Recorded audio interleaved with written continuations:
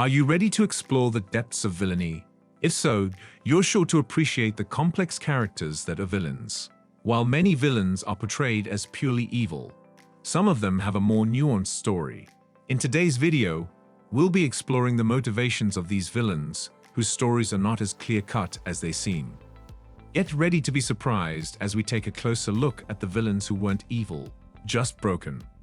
Hello, before we begin, please subscribe to the channel and click the notification bell to receive more amazing content. Now, let's get started with the video. Number 6. Draco Malfoy, Harry Potter series. Draco Malfoy did act like a bully for most of the Harry Potter movies, which is true.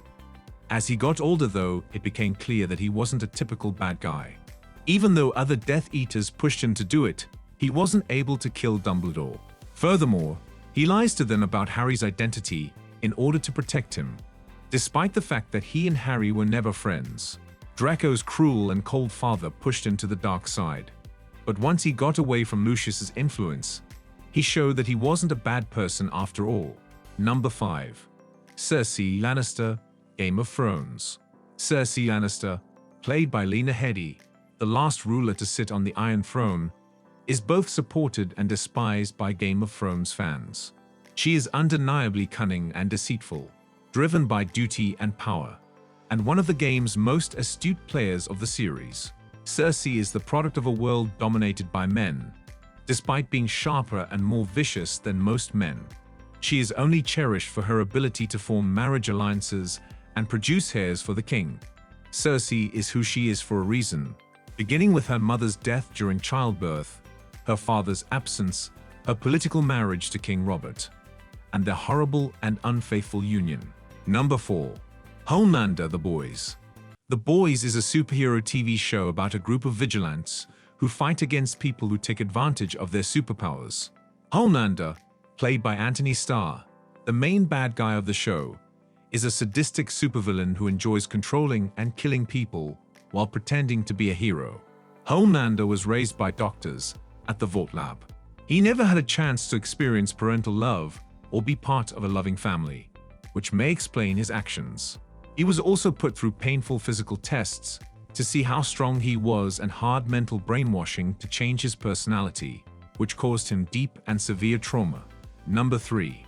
Syndrome, The Incredibles. Syndrome was the main antagonist in Pixar's The Incredibles and was determined to get rid of all superheroes from existence.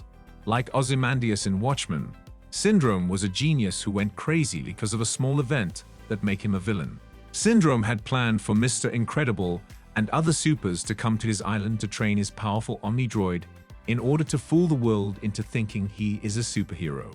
Mr. Incredible finds out that Buddy Pine is Syndrome. The backstory was when Pine was 10 years old.